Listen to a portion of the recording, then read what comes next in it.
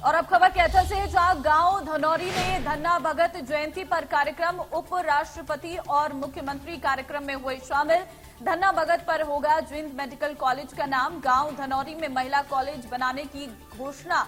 Sewerage और पानी की व्यवस्था की जाएगी। सीएम की तरफ से कहा गया सामुदायिक केंद्र और पुस्तकालय बनाने का ऐलान। संत महापुरुषों ने देश को सही दिशा दिखाई, सीएम की ओर से कहा गया। तो धन्ना भगत जयंती पर कार्यक्रम का आयोजन, संत महापुरुषों ने सही दिशा दिखाई, सीएम की ओर से कहा गया। उपराष्ट्रपति और मुख्यमंत्री कार्यक्रम में शामिल हुए और धन्ना भगत पर होगा जींद मेडिकल कॉलेज का नाम।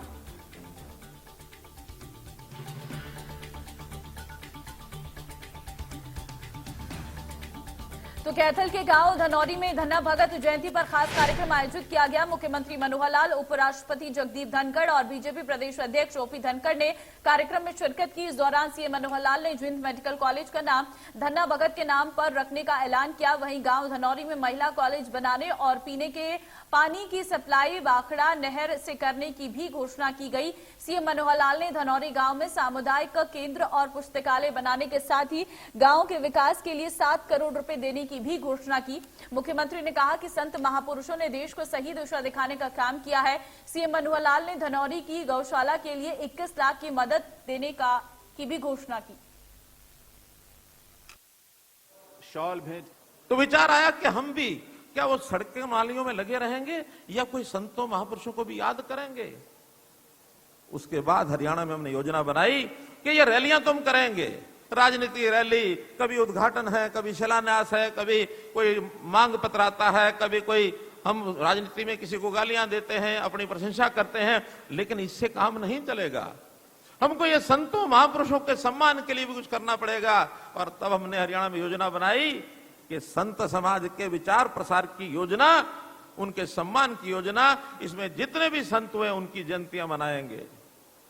हमने गुरु रविदास जी की जयंती बनाई, भगत कबीर जी की जयंती बनाई, भगवान परशुराम जी की जयंती बनाई, हमने महर्षि कश्यप की जयंती मनाई, गुरु तेग बहादुर जी की, गुरु गोविंद सिंह जी की, कितने ही संतों की मनाई।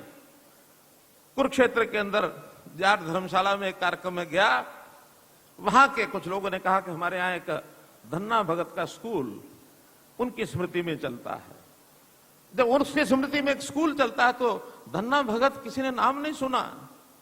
बहुत ऐसा नाम बहुत किसी किसी को पता होता है, कहीं कहीं लोग जानते हैं। तो बड़े बड़े महापुरुषों के नाम से हमने कुछ संस्थानों के नाम रखे हैं। तो आज मैं जींद जिले में हैबतपुर में जो मेडिकल कॉलेज बन रहा है, उस मेडिकल कॉलेज का नाम संत शिरोमणि धन्ना भगत जी के नाम से रखता हूं। लेकिन हम कहते हैं कि जिन्होंने बहुत समाज के लिए किया, अनाम जो हैं, ऐसे अनसंग हीरो जिनको कह सकते हैं, ऐसे लोगों को याद रखो। हमने इससे पहले भी एक यूनिवर्सिटी का नाम महर्षि वाल्मीकि यूनिवर्सिटी नाम रखा, एक यूनिवर्सिटी का नाम भगवान विश्वकर्मा के नाम से हमने वो रखा, एक यूनिवर्सिटी का नाम पंडित दीनदयाल उपाध्याय के नाम से रखा।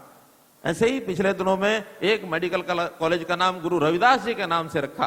तो आज उसी कड़ी में एक मेडिकल कॉलेज का नाम महर्षि संत शिरोमणि धन्ना भगत जी के नाम से उस मेडिकल कॉलेज को मैं रख रहा हूं।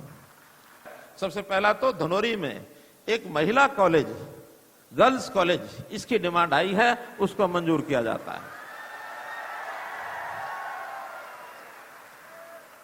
इसी प्रकार यहां पर पीने के पानी की एक कठिनाई है। पानी की सप्लाई शायद कहीं दूसरी साइड से होती होगी, लेकिन सप्लाई भाखड़ा नहर से हो जाए, यहाँ की मांग है। इसकी सप्लाई भाखड़ा नहर से की जाएगी। इस गांव में सीवरेज और गंदा पानी की निकासी, इस काम को भी, क्योंकि महाग्राम है, इसलिए यहाँ का सीवरेज और पानी की निकासी की व्यवस्था ये भी की जाएगी। यहाँ की गांव में एक कम्युनिटी हॉल और एक लाइब्रेरी हॉल, ये दोनों भी मंजूर किए जाते हैं। अनाज मंडी, उसमें कच्चे फड़ हैं, उसको पक्का कराना, आरसीसी का कराना, गेटों के रिपेयर, पेंट कराना, मंडी में जो कैटल शेड बना है उसको तोड़ करके उसकी जगह और कोई व्यवस्था उसकी की जाए, एलटी लाइन बिछा करके लाइट की व्यवस्था की जाए और मार्केट कमेटी का कार्यालय बनाया जाए।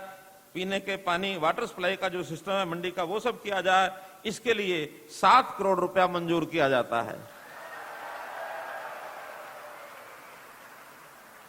यहाँ की जो गौशाला जिसकी चर्चा हुई है, वैसे तो गौशालाओं का हम सभी गौशालाओं में ये व्यवस्था करने वाले हैं। 1-2 दिन में हमने इस बार गौशालाओं का बजट वो काफी बढ़ाया है।